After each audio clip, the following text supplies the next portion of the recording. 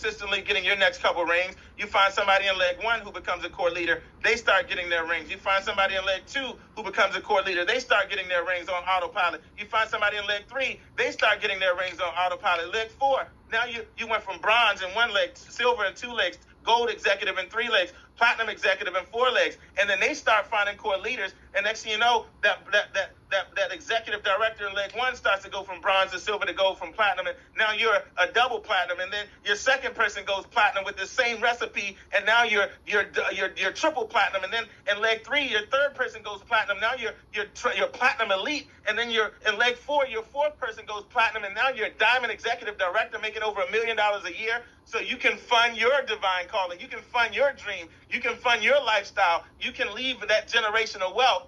How much is it costing you to not master this formula?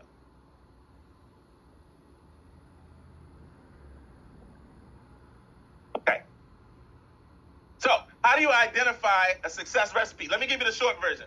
I learned this from Napoleon Hill at 14 years old, 1994. Here's how you find the success formula. How do you find it, coach? Well, how do I know that the right system is the right system? I'm going to give it to you. I'm about to give it to you.